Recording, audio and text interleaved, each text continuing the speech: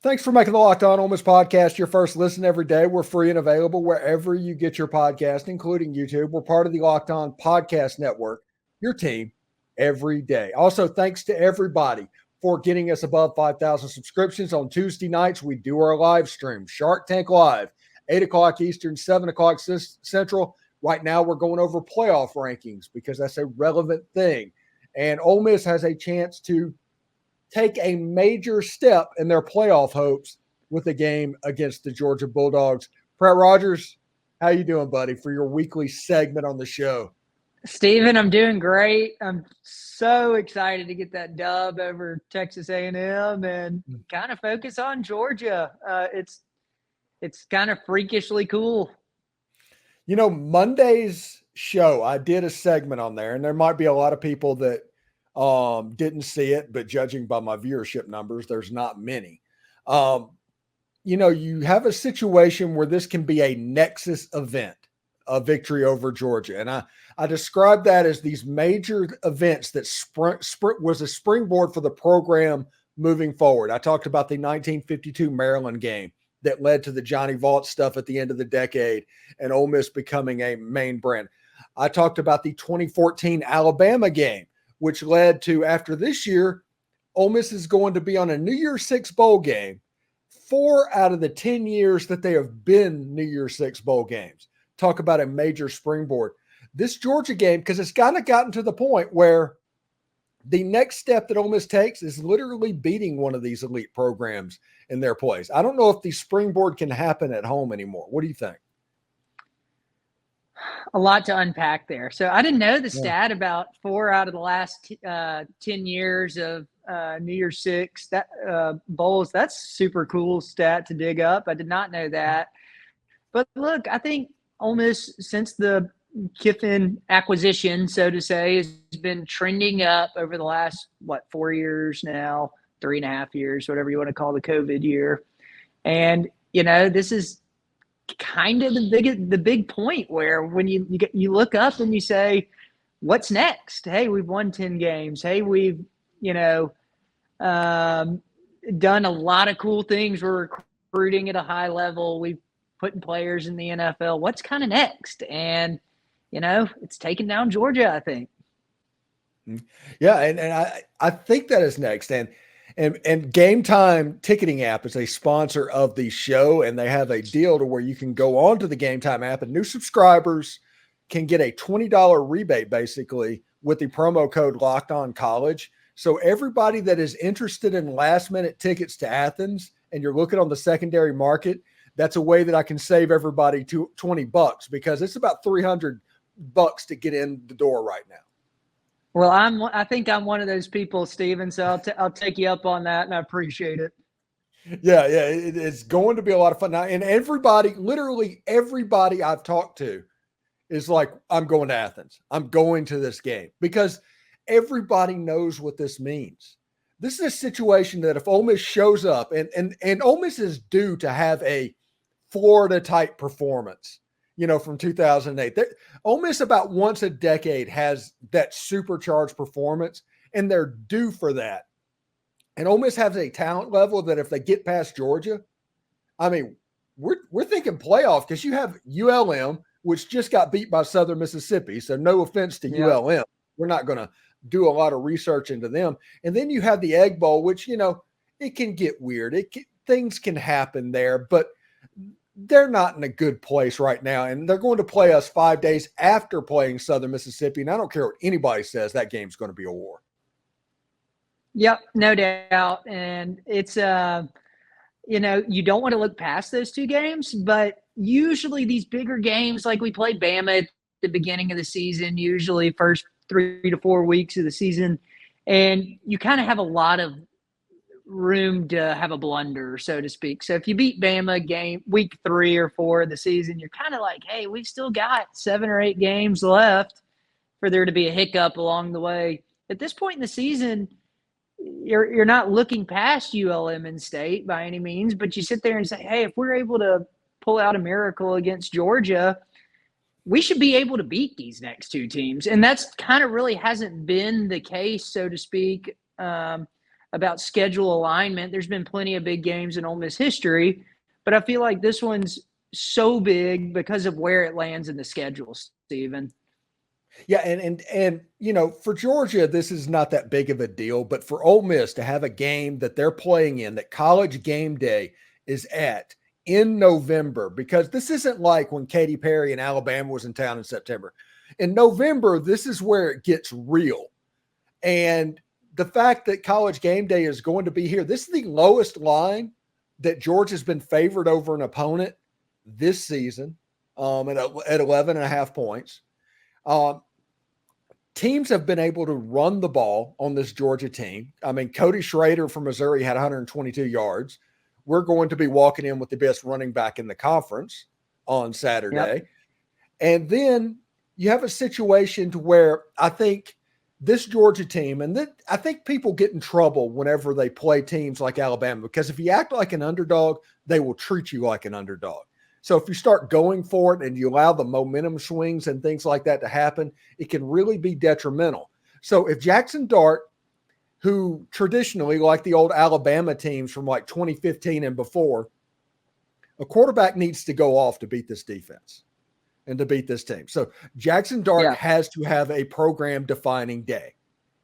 And if he can do that and the defense shows up and plays ball like they can do, I mean, they had a hiccup in the second half against A&M, but if they can play like they have before that, Ole Miss can beat Georgia. I'm not saying they should beat them. I'm not saying they will beat them.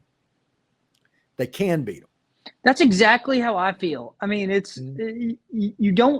don't think Ole Miss fans are going into this with an underdog mentality. I know I'm not. I'm sitting there saying, look, I think we can win this game. And I think that's why so many people are, you mentioned in the beginning, you're talking to everybody who wants to go to the game. I think that's why people want to go to the game, is because there's a lot of quiet confidence around this team. We've kind of been down and, we've been punched in the mouth probably 5 times this season. We've gotten back up all 5 times in these games. And I feel that Georgia's not going to be any different. Do we win? I don't know, Stephen. I freaking hope we do. But, I sit there and I have a lot of cautious optimism for this game.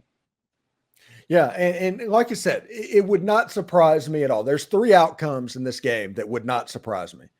The first outcome is Ole Miss winning a close game. That would not surprise me. Ole Miss has the talent to do it. If they won now, it would surprise me if Ole Miss boat raced the game, but that's another thing. The other thing is Georgia winning a close game. That would not surprise me, and it wouldn't surprise me if Georgia just woke up one day and put 50. They beat Ole Miss like a 50-13 type game, because they do that from time to time. I just have a hard time believing that's going to happen. I really do. Oh, me too. Me too. I'm just saying I wouldn't be surprised. I think Vegas has, you mentioned the line earlier. What is it, 11.5? That's just, I mean, that's a line for 2 good teams playing each other. That's a fair line, I think. And I don't see a scenario, unless Dart throws 3 interceptions, that we have a game where we come out and Georgia just truly dominates the game. I think there's a lot of talent on that team, and I think there's a lot of confidence on our team. I really do, Stephen. I'm really excited. I really think this team's got a lot of synergy. Yeah, and we always talk about it in all these games that Ole Miss is like favored in the big games. Ole Miss needs to play clean. Ole Miss needs to play clean. They really need to play clean today, or against Georgia, because Missouri had Georgia on the ropes Saturday. The problem was they had a couple of snaps, a couple of penalties that pushed them back, that forced field goals instead of touchdowns, and they threw the interception on the screen pass to the Georgia defensive lineman, and that's when the game was over. It was because Missouri did not play clean. That is Georgia's superpower. That is Nick Saban's superpower. They're talented enough and they're well coached enough that eventually you make a mistake. You beat yourself. And whenever teams don't beat themselves, that's the games that Saban and Kirby Smart, they ended up dropping. So it's going to take a special performance, but I think Ole Miss can do it. Yeah, I do too. And I feel like Ole Miss hasn't beaten themselves this year at all. I feel like we kind of just got outplayed in the Alabama game. I wouldn't say we quote unquote beat ourselves. I think that was a good fist fight of a game, so to speak. But we haven't beat ourselves throughout the season, I don't think. To me, that Alabama game, we actually did beat ourselves, but not in that way. I think schematically, we went to the Alabama game arrogant, and we maybe thought we were better than we were potentially on the offensive line. And the Alabama defensive line was able to kind of impose their will to where a lot of the long developing plays that Jackson Dart's so good at, it wasn't available to him. If you notice the next week against LSU, there was a lot more quick game. There was a lot more variance of tempo, and eventually they were more judicious with your shots downfield, and they did that same thing against A&M. So I think that's going to be the same program that Ole Miss is going to be breaking out against the Georgia Bulldogs because they obviously respect that defensive line. Yeah, schematically, you can kind of put that in a different category, so to speak. I typically think when you say beating yourselves, penalties, turnovers, things like that. And I thought we had a fine game against Bama, but look, you got to be nearly perfect. The pass by games. Dart. Dart what? did have his weird pass. Yeah, I agree. That was his one pass of the year. I agree. Burn it, move on. And I think you got to play a nearly perfect game to beat Georgia at Georgia in a night game too. Gosh, I was hoping it'd be the 2:30 game, and I think everybody kind of thought it was going to be the CBS 2:30 game. But I think they elected who's Missouri? Is it Missouri, Tennessee? Missouri, Tennessee. I've got a theory on that, by the way. Go ahead. I think the CBS contract, with it ending with the SEC championship game, so we are in the last 3 weeks of the CBS contract. There's some horse trading going on. ESPN is fighting for the best games. They're probably doing more work. They're probably setting it up to where ESPN can do that, because Ole Miss in Georgia is going to be a primetime game on ESPN, called by Fowler and Herbstreit most likely. Game day is going to be in town. It's obviously a better situation for the SEC with it being on ESPN. The CBS game, they're just playing it out. This is like the 35-17 game midway through the fourth quarter that it's over. We're just trying to get to the end of it. Now we're all ABC. We're all Disney at this point. And I think games like that, they're going to do stuff like that. And you're going to see like ESPN, and you have seen that, to where they put real games directly against the CBS game, going head to head in the same time slot. That's just because this divorce has not been amicable. And these two parties are breaking up. And now you're looking after your new girl. Look, the TV contracts can't go up forever, is what everybody keeps saying. And, it's I kind of looking after the new girl. I like that. It's kind of a true mentality on it. Yeah. That's what I think. And I think CBS they're paying attention to the Big Ten. The SEC is not paying attention to CBS. And, I think the SEC got honestly pissed off when they sent the backup crew to the Ole Miss Alabama game and sent the other guys to the Big Ten game. And whenever that happened, they were done with each other. It was essentially over, and they were just playing out the string. I don't hate it. No, I can buy that. I like a good conspiracy theory, so to speak, Steve. I'm all on board. All right. So Ole Miss in Georgia, 6:00, ESPN. Game days in town, the whole 9 yards. Give me a score prediction of that game. Great question. I think I think if Ole Miss has I think the line or the team total is what, 58 and a half, something like that. Mm-hmm. I think for Ole Miss to win, I think you got to go over that number. I think you kind of hope it turns into a little bit of the strength of your team in an offensive shootout. I'd probably go 34-31 Rebs. I really think go ahead. I think that was the same score of the last time that Ole Miss won in Athens. Well, seriously. There you go. I didn't know that, but there you go. Yeah. Look, if Walker Jones is watching it, post in there and let us know, because I think so. Well, look, I think this team. I think Georgia is going to come out, and I think they've got the ability I think Carson Beck has had a much better year than I think a lot of people anticipated. They've got the ability to go hang a lot of points, and he's really kind of come into his own the last 3 to 4 weeks of the season, particularly. So I think it's going to come down to last possession or two kind of game, Stephen. I really do. And, I'm, like I said, cautiously optimistic, but I really think I may be drowning in red Kool-Aid right now, the Ole Miss Kool-Aid, but I think we can do it, Stephen. I really do. And I'm really excited for the game. And I will say this right now. If Ole Miss gets the ball back with 3.5 minutes left to go, 80 yards to go to the goal line, Jackson Dart is going to score that touchdown. Oh, I'm putting the house on Dart. Yeah. Well, look, we've done it. That was kind of the point that I brought up. He's done it 3 times. We've done that in so many games this year, Stephen. I just feel like, have you ever seen the movie Rocky IV, where Rocky is fighting the Russian Drago and he's punched in the mouth and he gets back? Or let me rewind a little bit. Rocky, he's kind of this blue collar guy, and Georgia's got all these resources, and the Russian, I'm kind of equating the Russian to the Georgia Bulldogs right now. I'm there. Because they've got every resource in the world to be a great football team. And, Rocky's kind of this blue collar guy. He doesn't have any money. He's an Italian immigrant. He learns to fight. And the Russians are juicing up Drago with steroids, and he goes out there, and Rocky gets punched in the mouth, but he keeps getting back up because he's fighting for more than himself. And I feel like that's just what this team epitomizes. It's just it's an awesome